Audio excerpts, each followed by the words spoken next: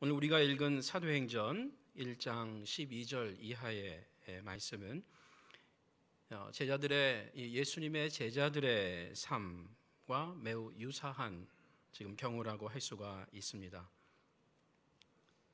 지난 주일에 우리가 말씀을 앞에서 사도행전 1장 앞부분을 살펴보았는데요.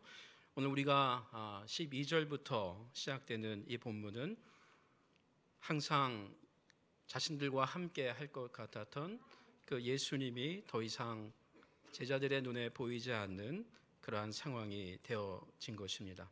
사도행전 1장 9절에 이 말씀을 마치시고 그들이 보는데, 제자들이죠, 올려져 가시니 구름이 그를 가리어 보이지 않게 하더라. 부활하신 예수님께서 이 땅의 사람들이 아직 경험할 수 없는 하늘나라의 영광, 즉 하나님의 처소로 먼저 들어가셨습니다. 육신을 입은 채로 새 하늘과 새 땅, 그곳으로 최초로 먼저 들어가신 우리 주님입니다. 우리는 이것을 승천, 또 예수님께서 하늘로 올라가셨다라고 비유적으로 말을 합니다. 물론 문자적으로 제자들 앞에서 올라가신 것이기도 했을 것입니다. 그러나 우리 예수님께서 무한정 하늘로만 올라가신 것은 아니라는 것이죠. 성경을 읽다 보면 우리 인간의 언어로 다 풀어낼 수 없는, 이 땅의 언어로는 풀어낼 수 없는 하늘의 세계와 질서가 있습니다. 지금 오늘 우리 본문은 그 중에 대표적인 경우입니다. 우리 예수님께서 하늘로 올라가셨다. 더 이상 이 땅의 질서, 이 땅의 세계에 계시지 않고 우리가 알 수 없는, 마치 개미들이 독수리의 세계를 알 수 없는 것처럼, 여러분, 강아지를 할지라도 만약에 그들이 서로 언어를 주고받을 수 있다면 우리 내일은 하늘을 나를까 하는 말이 무슨 말인지를 이해할 수가 없는 것이죠. 그러나 그 영역은, 그 세계는 있습니다. 이 예수님께서 장차 새하늘과 새 땅의 영광을 하나님의 모든 자녀들에게 맛보게 해 주실 것입니다. 그 맛봄이 지금 예수님 한 분에게만 경험되고 있다는 것입니다. 육신으로 이 땅에 나신 분 가운데에서는요. 이 은혜가 예수님의 재림의 날에 우리에게도 일어날 것입니다.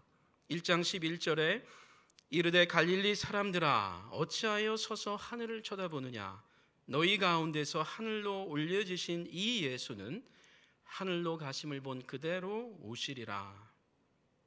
오늘 제 메시지의 제목은 성령께서 임하시기 전에입니다. 오늘 우리 본문의 상황을 좀 더 정확하게 표현하면 예수님께서 승천하신 직후, 그리고 성령이 오시기 직전, 그 사이에 약 열흘 동안 벌어진 일들 가운데 대표적인, 아니 가장 누가가 우리에게 전하고자 하는 그 내용이 담겨 있는 본문입니다. 예수님은 부활하셔서 40일 동안 하나님 나라를 재차 제자들에게 가르치셨습니다. 그리고 이 기간에 제자들에게 약속하셨습니다. 조금 있으면 내가 너희에게 성령으로 세례를 베풀 것이다. 그러니까 예루살렘을 절대로 떠나지 말라, 이곳에 계속 머물러 있으라 라고 명령하고 또 약속해 주었습니다. 그리고 40일이 거의 다 된 날에 예루살렘에서 약 한 1km 정도 떨어진 그 감람원이라는 동산에서 제자들과 함께 이야기를 하시다가 갑자기 떠나신 것입니다. 여러분, 제자들은 예수님의 십자가의 죽음 이후에 매우 낙담하였지만 그가 다시 육신의 이 몸을 입고 부활하신 것을 보고 그들은 마음을 다시 모아서 함께 했던 사람들입니다. 그리고 계속 하루, 이틀, 사흘 함께 식사를 하면서 예수님의 그 말씀에 그들은 다시 힘을 낼 수가 있었습니다. 그리고 이제 하나님의 나라가 우리 민족 이스라엘 가운데 임하겠구나, 이제 로마 시대는 끝나겠구나를 그들은 생각하고 있었던 것입니다. 그리고 나아가서 주님은 내가 성령으로 세례를 베풀 것이다. 세례 요한, 침례 요한은 너희에게 물로 세례를 주었으나 나는 성령으로 세례를 줄 것이다 라고 했을 때 제자들은 그 요단강가를 생각하면서 그들은 우리 주님께서 요단강가로 우리를 끌고 가셔서 이제 성령으로 하나님의 영으로 우리에게 세례를 베푸시지 않을까를 기대했을 것입니다. 예수님의 제자들 가운데 적지 않은 자들은 세례 요한의 제자들이었습니다. 그들은 먼저 세례 요한의 세례를 받았던 자들이기도 합니다. 물론 우리 예수님도 세례 요한의 세례를 받았습니다. 그래서 많은 사람들은 예수께서 세례 요한의 제자로도 알고 있었던 때였습니다. 그런 가운데에 이 제자들이 예수님의 사역을 보면서 저분이야말로 메시아구나 해서 사실 세례 요한으로부터 나사렛 예수께로 이렇게 옮겨진 사람들이었던 것입니다. 지금 예수님께서 성령으로 나는 이제 세례를 줄 것이다 라고 했을 때 그들은 요한에게 받았던 그 요단강가를 생각하면서 이제 우리 주님이 우리를 데리고 어느 특정한 곳에 가셔서 이제 성령으로 세례를 주시겠구나 그렇게 생각할 수 있었다는 것이죠. 그런데 갑작스럽게 더 이상 그들의 눈에 보이지 않게 된 것입니다. 항상 우리와 함께 계실 것 같았던 그 예수님께서 더 이상 눈으로 볼 수 없는 분이 되었던 것입니다. 얼마나 당황스러웠겠습니까? 제자들은 예수님의 부활 때문에 감격스러웠지만 또 다른 한편 예수님을 다시 눈으로는 볼 수 없게 되어서 매우 당황스러웠던 상황입니다. 이런 혼합된 감격과 당황스러움과 불안 가운데 오늘 우리 성경 1장 12절 이하가 벌어지는 내용들입니다. 매우 당황스러웠고 매우 불안하였지만 제자들은 예루살렘을 떠나지 아니했습니다. 예수님의 명령 때문이었죠. 그리고 예루살렘에 머물고 있은 지 약 10일째가 되는 날 예수님께서 십자가에 잡히시고 붙잡히시고 그리고 그곳에서 죽으시고 전체를 합할 때 약 50일째가 되는 날 우리가 보통 말하는 오순절 날 제자들은 예수님의 약속대로 성령의 세례를 받게 됩니다. 그것이 바로 사도행전 2장에서 시작되는 사건들이죠. 오늘 우리는 예루살렘에서 약 열흘 동안 머물고 있었던 그 제자들이 그곳에서 무엇을 했는지 살펴보기를 원합니다. 최소한 3가지 정도를 나눌 수가 있는데 오늘 2가지만 나누도록 하겠습니다. 제자로 부름받은 저와 여러분 역시 오늘의 예루살렘을 떠나지 않고 해야 할 일이 무엇인지를 함께 또 생각해 보기를 원합니다. 성령께서 오시기 전에 제자들이 성령으로 세례받는 은혜를 입기 전에 제자들이 한 일이었다는 점에서 오늘 우리 역시 이미 성령께서 우리 안에 계시는 그러한 성도들이지만 계속해서 제자들이 성령의 충만을 받고 그 임재를 새롭게 느낀 것처럼 우리 역시 새로운 하나님의 영, 새로운 성령의 역사를 사모하는 마음 가운데 그들이 첫 성령을 받기 직전에 했던 것을 우리는 좀 더 주목하면서 바라보기를 원합니다. 첫째로 제자들이 함께 모여서 기도하고 있었음을 보게 됩니다. 이들이 성령이 강림하시기 전에 예수님께서 승천하신 직후 그 10일 동안 그들이 함께 모여 있다는 것입니다. 1장 12절 이하를 보면 제자들이 감람원이라 하는 산으로부터 예루살렘에 돌아오니 이 산은 예루살렘에서 가까워 안식일에 가기 알맞은 길이라. 들어가 그들이 용하는 다락방으로 올라가니 베드로, 요한, 야고보 하면서 모두 11명의 제자들이 소개가 됩니다. 야고보의 아들 유다가 다 거기 있어 전체 가룟 유다를 제외한 11명의 사도들이 다 거기 있다라고 합니다. 14절 이하에 여자들과 예수의 어머니 마리아와 예수의 아우들과 더불어 마음을 같이하여 오로지 기도에 힘쓰더라. 사망한 가룟 유다를 제외하고는 12명의 제자로 부름받았던 그 모든 제자들이 즉 11명의 사도들이 지금 한 자리에 모여 있다라고 소개합니다.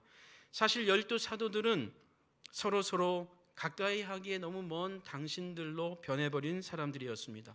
고향이 대부분 같고 함께 즐겁게 지냈던 사람들이었지만 그들이 예수님의 부름을 받고 더욱더 마음이 하나가 됐던 것도 사실이지만 그들이 또한 서로에게 상처를 받고 또 여러 가지 논쟁들도 했던 경우도 사실입니다. 우리 성경은 그것을 사복음서는 숨기지 않고 잘 보여주고 있습니다. 예수님께 좀 더 인정받고자 서로 분쟁도 있었고요.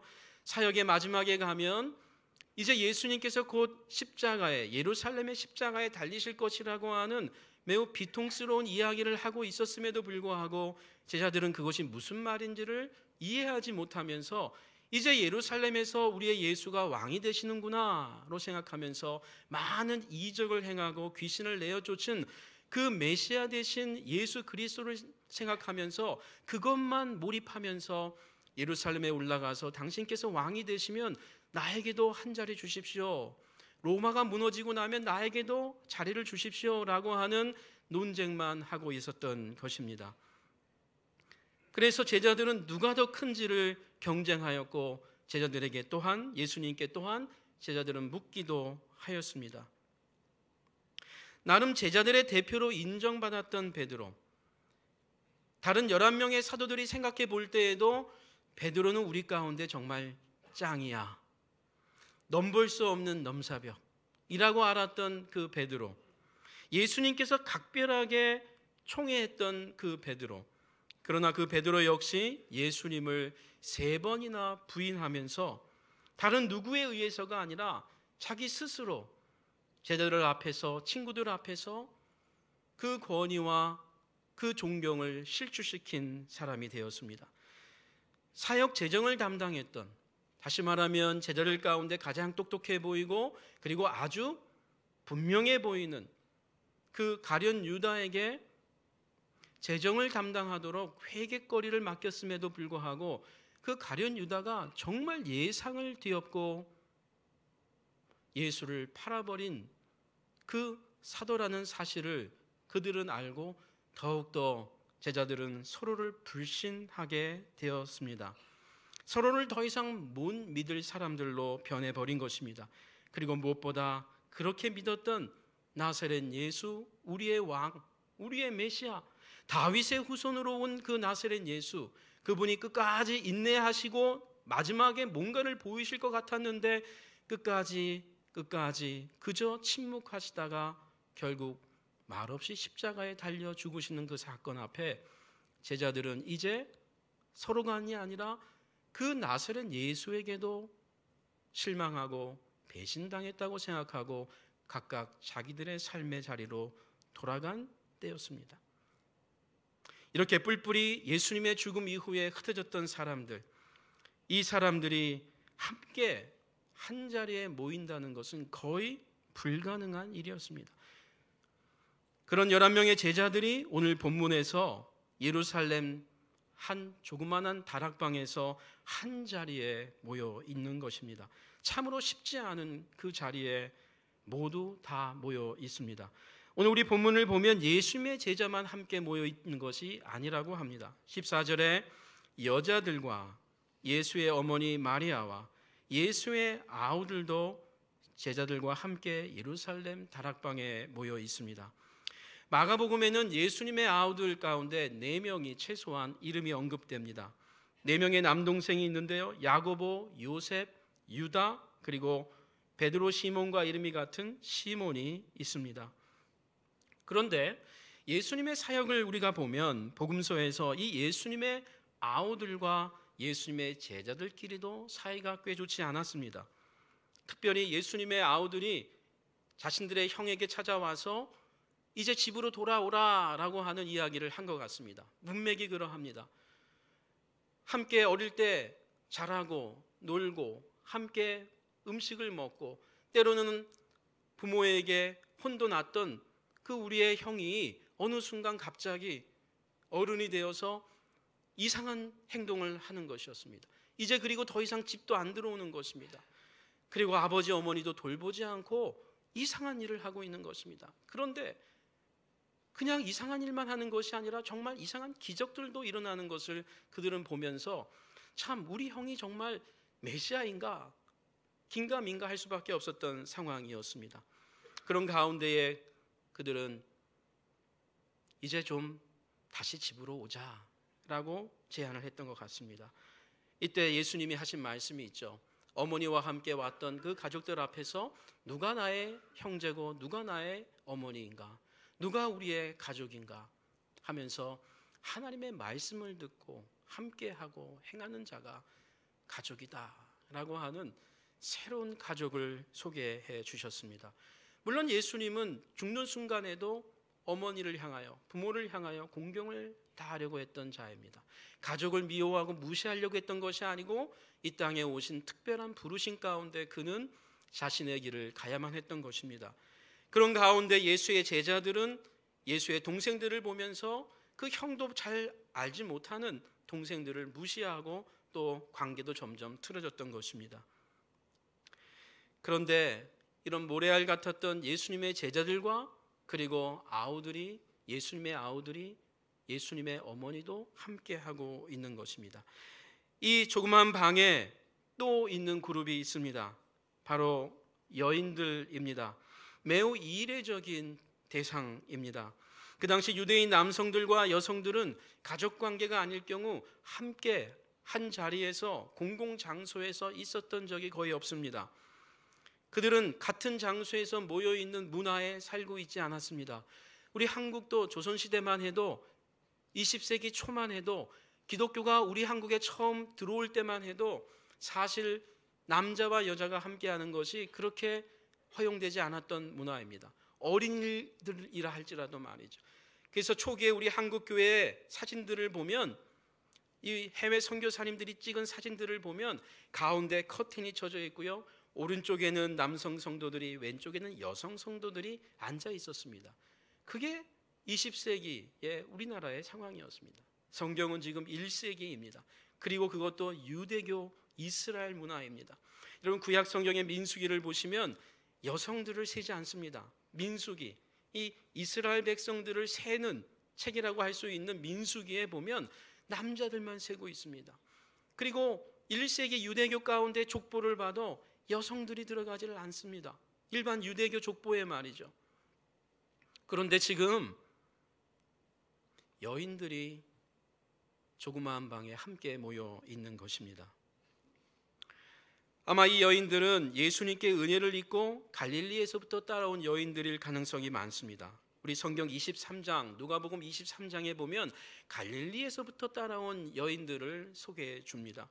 그리고 이들은 예수님의 부활을 눈으로 목격한 바로 첫 번째 사람들이기도 했습니다. 그 당시 증인 역할을 할 수 없었던 여인들이 먼저 예수의 부활을 눈으로 보고 제자들에게 부활을 알렸던 것입니다. 역사적인 사건이라 하지 않을 수 없습니다. 만약 성경이 정말 부활을 꾸며내고 싶었으면 여인들이 먼저 봤다는 말은 쓸 수가 없는 시대였습니다. 왜냐하면 믿을 수 없는 대상이 여인들이었기 때문입니다. 오늘날은 믿을 수 있죠? 모르겠습니다. 제 아내를 보면 믿을 수 있습니다. 제 어머니를 봐도 믿을 수 있습니다.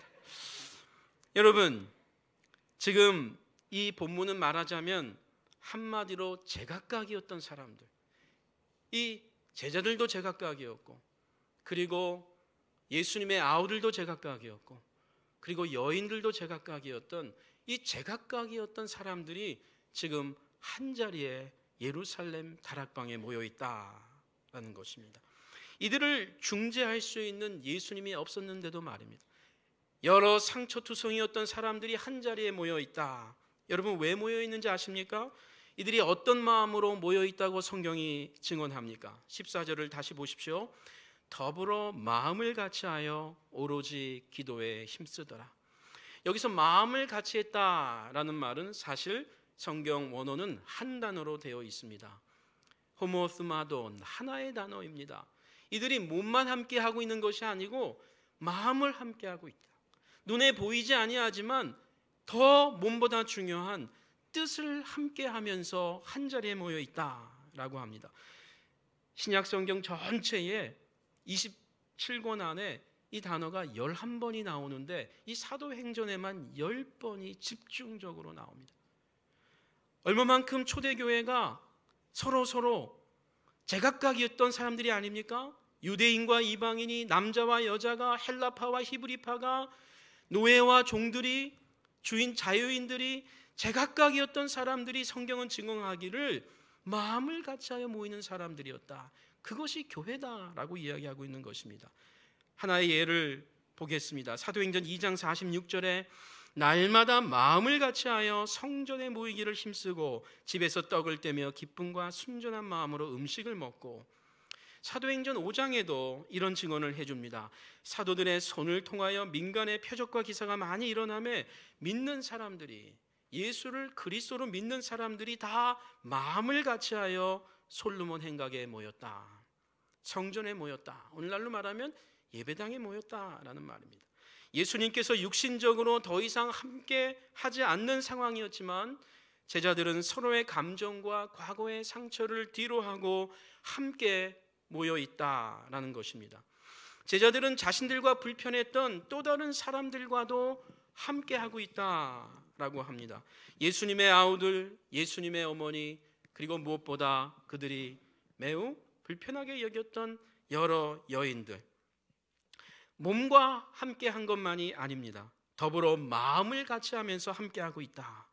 그리고 자신들의 불확실한 현실 가운데 항상 우리와 늘 가까이 오랫동안 영원히 함께 할 것 같았던 그 부활하신 예수님, 육신을 입고 부활하신 예수님의 그 놀라운 그 상황 가운데 함께 할 것만 생각했던 그 예수께서 갑자기 사라진 그 두려운 현실 가운데 그들은 마음을 같이하여 모였다.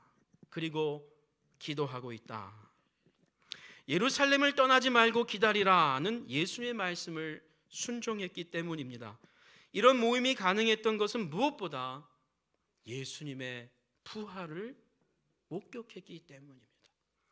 여기에 모인 사람들이 제각각이고 고향이 다르고 여러 가지 신분이 다르고 사도로 부름받기 전에 이들의 직업도 같은 사람도 있었지만 다른 사람들도 있었습니다. 오늘날로 말하면 교육의 정도가 세리마태나 이 가룟 유다 같은 사람은 매우 지식이 있는 사람이라고 친다면 사실 베드로를 중심으로 한 그의 동생 야고보라든지 또 기타 사도들은 그렇게 많이 배운 사람들이 아니었습니다. 대화가 쉽지 않았고 성질도 성격도 성품도 좀 달랐고 그래서 다툼이 일어났던 것이 사실이었고, 그런 그들이 다시 모일 수 있었던 아주 결정적인 이유는 비록 그들이 예수 때문에 가장 실망을 한 것도 사실이었지만 그 십자가의 죽음을 다시 깨닫게 된 부활을 체험했기 때문이었습니다. 부활이 무슨 의미인지, 십자가의 죽음이 무슨 의미인지를 그들이 다시 깨닫고, 아니 정말 왕이신 예수님의 사건인 것을 그들은 믿었기 때문에 다시 모인 것입니다. 십자가의 죽음이 부끄러운 선생, 부끄러운 한 아들, 부끄러운 나의 형, 부끄러운 한 남자의 실패가 아니라 하나님의 아들로 이 땅에 오셔서 자신의 죽음, 자신의 죄로 죽은 것이 아니고 나의 죄, 우리의 죄로 인해서, 우리의 실패로 인해서 그가 대신 담당한 하나님의 저주를 대신 담당한 죽음이라는 것을 알고, 그리고 그것이 하나님께서 자신의 죽음, 자신의 죄로 인한 것이 아님을 증명해 보이는 부활 사건을 통해서 그들은 십자가의 죽음을 다시 깨닫고, 아니 나사렛 예수가 누구인지를 다시 깨닫게 됐던 것입니다. 다시 말하면 그들이 믿었던, 한때 믿었던 메시아 개념을 다시 한번 정확하게 깨닫고 난 이후에 그 부활 사건으로 인해 예수가 왜 죽었는지, 왜 십자가에 죽으시고 부활하셨는지를 깨닫게 된 그 제자들은 다시 모일 수밖에 없었던 것입니다. 아니 마음을 함께 하면서 모일 수밖에 없었던 것입니다.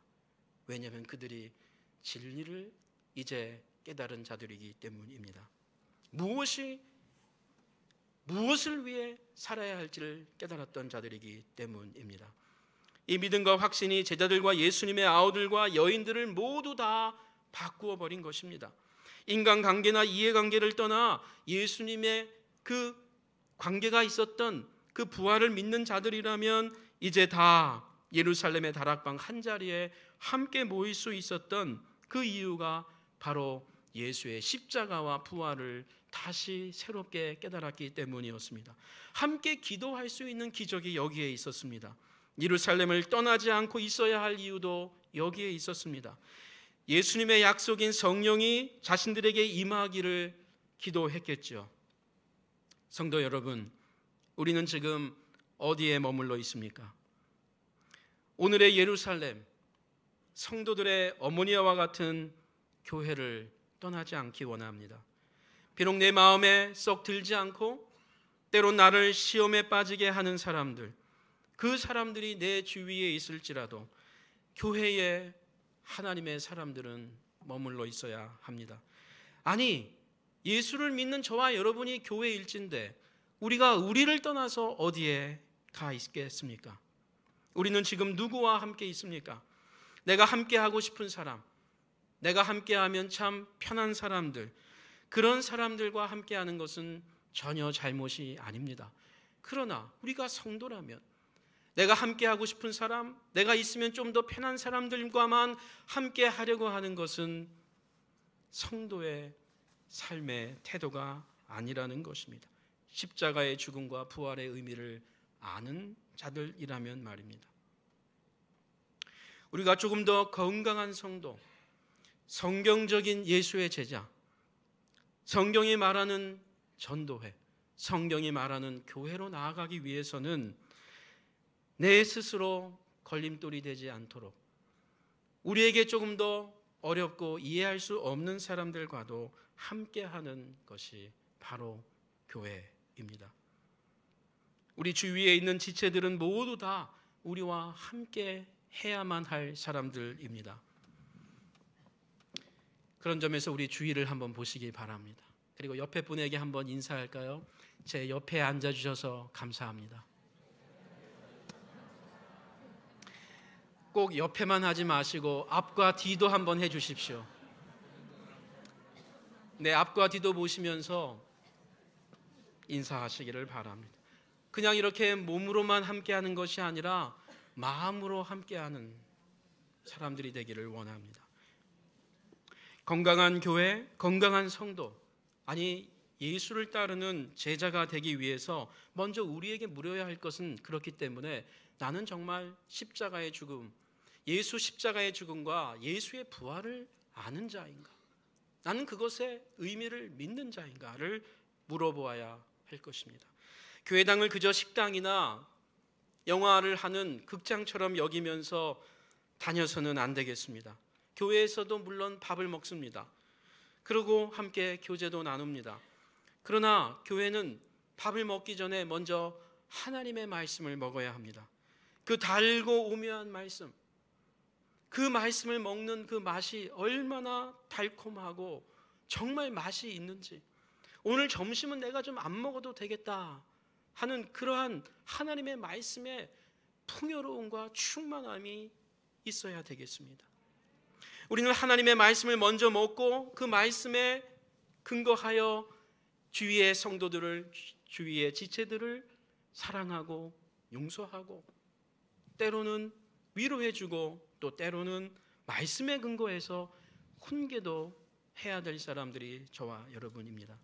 종종 우리는 예배를 본다라는 말을 하죠. 그런데 이 말도 우리가 주의를 해야 합니다. 왜냐하면 극장에서 영화 한 편을 보듯이 예배를 그저 보는 것이 예배가 아니기 때문입니다. 예배는 설교하는 목사, 기도하는 장로, 찬양하는 성가 대원들끼리 서로 만들어내는 한 편의 공연이 결코 아닙니다. 이곳에서 예배드리는 각 사람이 함께 나와 우리에게 말씀하시는 하나님의 음성을 듣는 것이 예배입니다. 예배는 모든 성도가 자신의 진정한 마음을 담아 왕이신 나의 하나님, 왕이신 우리의 하나님을 함께 고백하며 우리의 아버지를 고백하는 것이 바로 예배인 것이기 때문입니다. 함께 찬송하고 기도하는 것이 예배이기 때문입니다. 우리가 예배하는 대상, 찬송하는 대상이 다른 아버지, 다른 어머니가 아닙니다. 같은 아버지, 같은 하나님이기 때문입니다. 하루 이틀, 한 달, 몇 개월, 때로는 몇 년은 우리가 말을 하지 않을 때도 있습니다. 마치 가족도 그러하듯이 말입니다. 그러나 우리가 성도라면 그것이 오래 가지 않도록 우리가 기도해야 하는 것입니다. 그것이 우리가 같은 예배당에 모여 기도하는 것이고 찬송하는 것이고 하나님의 말씀을 듣고 있는 것입니다. 이곳에서 예배드리는 각 사람이 다 함께 우리의 마음을 담고 그리고 우리의 부족한 죄를 고백하면서 진솔하게 우리의 마음을 하나님께 토하는 것, 왕이신 나의 하나님으로부터 그래서 용서를 받는 은혜가 임하는 곳, 그것이 예배요 교회입니다. 하나님께서 내 인생과 내 가정에 주시는 새로운 힘, 새로운 위로를 받고 가는 것이 예배입니다. 교회 예배당을 나올 때에는 내가 오늘도 교회를 가야 하나 하는 답답한 마음에 나와왔다가도 예배를 마치고 돌아갈 때에는 다시 일주일을 살 수 있는 힘과 용기, 위로를 받고 가는 것이 바로 예배인 것입니다. 그렇기 때문에 예배는 축복의 시간입니다. 예배당에 나오는 그 자체가 축복인 것입니다. 성도는 그저 생각 없이 하늘을 쳐다보는 사람들이 아닙니다. 하늘에 올려주신 예수님의 권세를 믿음으로 바라보며 이 땅에서 믿음으로 또한 사는 자들입니다. 우리 은혜교회에 이런 예수님의 제자들이 점점 늘어나기를 원합니다. 이런 제자들이라면 우리는 어떤 상황에서도 힘이 들고 답답하지만 낙심하지 않고 계속 하늘의 하나님을 바라보는 사람들이어야 합니다. 기도할 수 있는 사람들이어야 합니다. 이 땅에서 하늘에 계신 하나님께 우리가 어느 곳에 어떤 상황, 어떤 곳에 있을지라도 하늘에서, 다시 말하면 어느 곳에서든지 우리의 상황을 아시고 우리의 소리를 들으시는 그 하늘에 계신 하나님께서 우리의 소리를, 상황을 보고 듣고 계시기 때문입니다. 하늘에 계신 예수님의 이름을 자주 부르면서 인내와 소망을 품고 살아야 할 사람들이 저와 여러분입니다. 성령이 오시기 전 예수님의 제자들과 사람들이 모인 자리에 일어난 일이 또 있습니다. 둘째로 이들은 두렵고 떨리는 상황 속에서도 성경을 다시 펼치게 된 사람들입니다. 이것은 사실 초대교회뿐 아니라 구약시대나 신약시대에서도 하나님의 사람들에게 볼 수 있는 대표적인 특징들입니다. 교회 역사 가운데에 가족과 민족이 다 무너진 상황 속에서도 그들이 할 수 있었던 그 행동은 성경을 다시 펴는 것이었습니다. 오늘 성경 15절과 16절을 보십시오. 모인 무리의 수가 약 120명이나 되더라. 그때에 베드로가 그 형제들 가운데 일어서서 이르되 형제들아, 성령이 다윗의 입을 통하여 예수 잡는 자들의 길잡이가 된 유다를 가리켜 미리 말씀하신 성경이 응하였으니 마땅하도다. 20절에 시편에 기록되었을 때 그의 거처를 황폐하게 하시며 거기 거하는 자가 없게 하소서 하였고, 또 시편에 일렀으되 성경에 일렀으되 그의 직분을 타인이 취하게 하소서. 예수님의 12 제자 중 하나였던 가룟 유다가 예수님을 배반한 것은 예수님의 같은 동역자들이었던 그 사도들이 생각해도 너무 참 말도 안 되는 일이었습니다. 참으로 참담하고 어떻게 이런 일이 우리 가운데 벌어질 수 있을까라고 비참했습니다. 하지만 베드로는 이런 어처구니 없는 일에 대해서 한때 당황하기도 하고 그리고 참 원망하고도 싶고 했지만 그는 성경을 다시 펼친 것입니다. 성경을 보니 뜻밖에도 이 사랑받던 제자가 돈 몇 푼 때문에 어떻게 우리의 스승을 팔 수 있었을까 하면서 그렇게 원망했던 그 베드로도 성경을 보니 그것이 이미 예언되어 있더라는 것입니다. 이 일은 1년, 10년, 100년 전이 아니라 오래전에 이미 성경에 시편 69편과 169편에 정확하게 예언되어 있었다라는 것을 그는 깨달았던 것입니다. 그는 과거에도 이 성경을 읽었겠지만 이 성경의 그 의미가 무엇인지를 정확하게 알기에는 시간이 걸렸던 것입니다. 한마디로 지금 베드로가 사도들과 함께 모인 사람들과 나누는 것은 이것입니다. 우리에게 벌어진 일들이 무슨 일이든지 간에 우리가 어떻게 생각해도 생각을 할 수 없는 황당하고 비참하고 이해할 수 없는 일이 벌어졌을지라도 그 일은 다 하나님의 뜻 안에 있는 일이다. 하나님의 뜻 밖에 벌어질 일들은 없다. 성경에 다 기록되어 있다라고 하는 것입니다. 나아가서 그는 가룟 유다가 배반한 것만이 아니라 그 배반한 자리를 다시 채워야 할 일도 성경에 기록되어 있다라고 하면서 우리가 그저 푸념만 할 것이 아니고 우리는 그 가룟 유다가 내팽개친 그 직무의 자리를 새로 뽑을 사람을 뽑아야 되겠다. 왜냐하면 성경이 그것까지도 예언하고 있지 않느냐 하면서 성경을 나누었던 것입니다. 이 모두가 다 성경에서 깨달은 지혜요, 성경에서 깨달은 능력이었습니다. 성도 여러분, 우리가 왕이신 하나님을 믿고 산다는 의미가 무엇일까요? 성도는 나와 내 주위의 상황이 힘들어지고 다른 무슨 그 일로 인해서 다른 무슨 권위나 다른 어떤 힘을 찾으려고 동분서주하기보다는 먼저 나보다 나를 가장 잘 아시는, 나보다 우리 가정을 더 잘 아시는, 나보다 우리 교회를 더 사랑하시는 그 하나님, 그 하나님의 말씀에 먼저 귀를 기울이라는 가르침입니다. 그 하나님의 말씀을 어떤 순간 어떤 상황에서도 손에서 놓지 말고 성경을 펼치라는 것입니다. 내 주위의 사람들에게 벌어지는 일들이, 내 현실 가운데 벌어지는 일들이 이해되지 않을 때에도 성경을 통해 그 원망하고 싶은 사랑과 그 사건들을 다시 생각해 보라라는 것입니다. 내가 계획했던 것보다 일들이 잘 풀리고 그래서 내가 점점 승승장구하고 있을 때에도 하나님의 성경을 펼치라는 것입니다. 그래서 교만하지 않고 하나님의 은혜인 것을 기억하면서 겸손하게 나아가라는 것입니다. 우리는 하나님의 말씀이 우리 인생에 언제든지 내 인생의 첫 출발점에 내비게이션인 것을 알고 먼저 성경을 펼치라고 하는 가르침입니다. 다윗이 쓴 시편이나 모세가 쓴 시편 또는 오경은 그저 지혜 많은 사람들이 쓴 모세나 다윗같이 인생의 경륜이 정말 우리가 상상할 수 없는 많은 것들을 인생의 경험을 한 사람들이 쓴 지혜가 많은 책들 정도가 아니라 이들이 쓴 책들은 하나님의 말씀인 것입니다. 오늘 우리 성경의 사도행전 1장 16절을 보십시오. 형제들아, 성령이 다윗의 입을 통하여, 성령이 하나님의 영이 다윗의 입을 통하여 미리 말씀하신 성경이 응하였으니 마땅하도다. 여러분, 이곳에서 말씀하는 베드로만이 아니라 바울 사도께서도, 베드로 사도께서도, 구약의 사람들도 그 성경을 얘기할 때 이것은 모세의 이야기, 베드로의 이야기, 바울의 이야기만이 아니라 그들이 말하고 있는 것이지만 하나님께서 그들을 통해서 말씀하시는 하나님의 말씀이다. 성령께서 그들을 통해서 말씀하시는 것이다 라고 한 것입니다.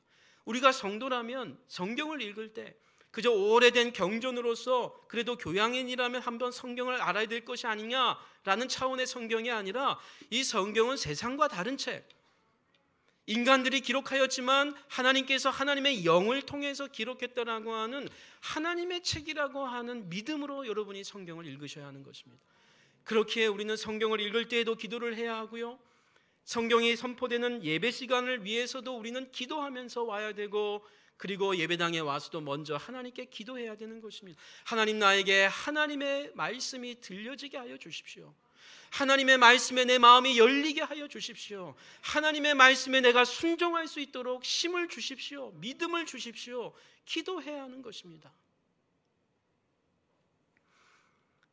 제자들이 부활하신 예수님의 그 성경을 풀어주실 때에 그들이 이런 고백을 합니다. 우리의 마음이 뜨겁지 아니하더냐. 누가복음 24장에 제자들의 심령이 뜨거워진 것은 예수님께서 성경을 풀어주실 때였습니다. 그들이 서로 말하되 길에서 우리에게 말씀하시고 우리에게 성경을 풀어주실 때에 그들이 각자 깨달은 것이 아닙니다.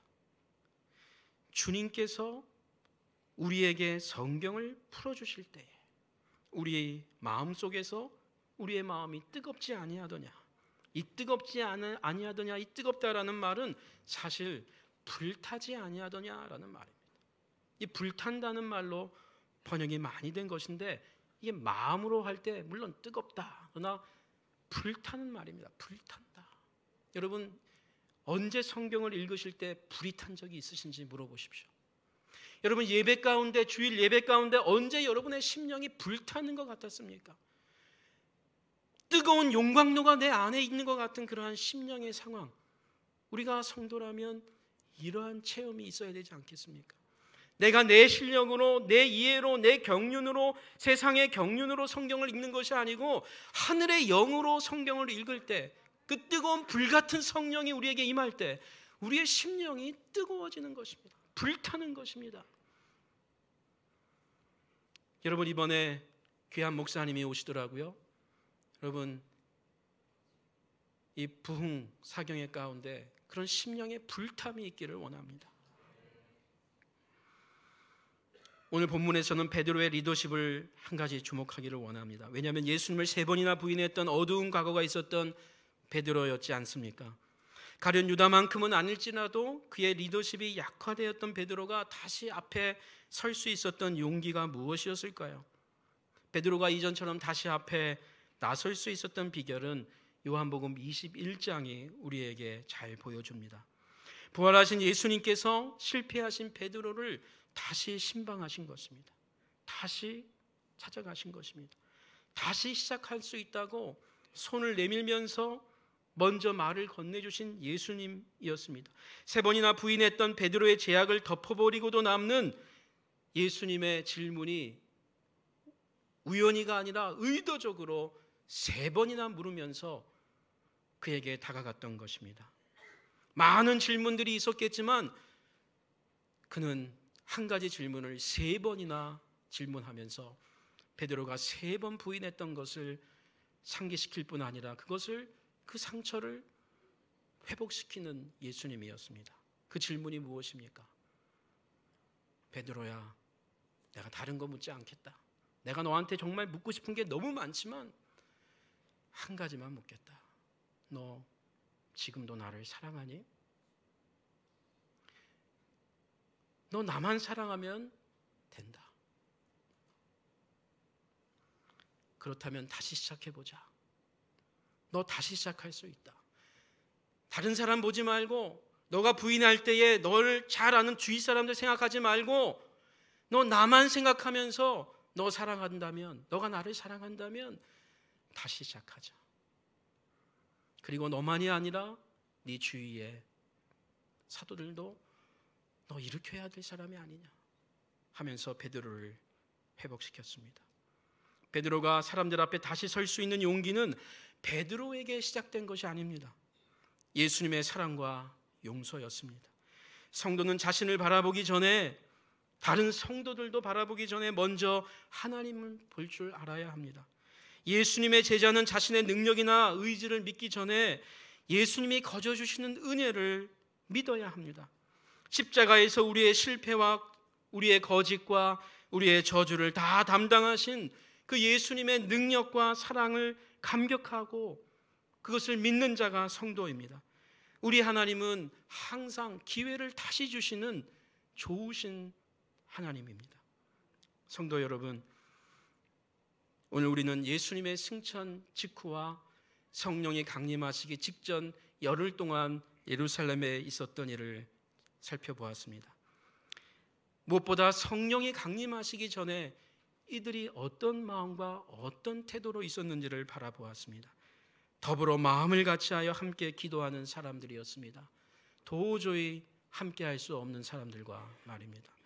그들은 도저히 성경을 다시 펼 수 없을 것처럼 보였던 사람들인데 그들은 다시 성경을 펼 용기를 가졌고 그 성경을 통해 지금 우리 앞에 벌어진 이 비참하고 당황스럽고 이해할 수 없는 일들을 다시 깨닫게 되었습니다.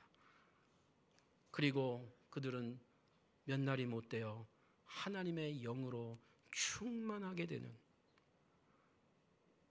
완전히 새로워지는 사람들로 변화가 되었습니다. 오늘 이러한 동일한 은혜가 우리 각자 가운데 그리고 우리 교회 가운데 있기를 원합니다. 기도하겠습니다. 하나님 고맙습니다. 우리를 사랑하셔서 다시 우리에게 기회를 주시고 우리를 불러주신 예수님의 은혜를 감사드립니다. 하나님, 이 자리에 모이게 하심을 감사합니다. 모일 뿐 아니라 하나님의 말씀을 들을 수 있는 자리에 우리를 초대해 주신 것을 감사합니다. 하나님의 말씀이 우리 가운데에 임하기를 원합니다. 하나님의 말씀이 우리 가운데에 불타기를 원합니다. 하나님이여, 주의 음성에 우리가 귀를 기울이고 이제 우리의 고집대로가 아니라 하나님의 영을 따라 살기를 원합니다. 하나님이여, 다시 주의 제자로 살 수 있는 용기와 위로를 주시옵소서. 하나님이여, 이제 우리가 세상으로, 우리의 가정으로, 우리의 직장으로, 사업처로 나아가겠습니다. 하나님이여, 우리와 함께하여 주옵소서. 하나님, 우리에게 귀한 이 민족에게 선물 주심을 감사합니다. 70년 동안 정말 헤어날 수 없는 가난에 찌든 국가가 온 세계가 주목하는 귀한 국제 행사를 할 수 있는 자리까지 우리를 높이신 주님을 찬양합니다. 이 행사가 안전하고 아름답게 끝날 수 있도록 축복하여 주시옵소서. 아버지여, 오늘 새벽에도 지진으로 인하여 고통당하며 불안에 떠는 사람들이 있습니다. 아버지, 저들을 불쌍히 여겨주시고 찾아가 주시고 힘을 주시옵고 다시 시작할 수 있는 힘과 용기도 주시옵소서. 우리 믿는 자들이 깨어서 아버지여, 이런 일들을 보며 우리의 죄를 고백하며 하나님 앞에 다시 설 수 있는 하나님의 백성이 되게 하사 이 나라 이 민족의 파수꾼들이 되게 하여 주시옵소서. 오늘 우리가 드리는 예물을 받아 주시옵소서. 예수님 이름으로 기도드립니다. 아멘.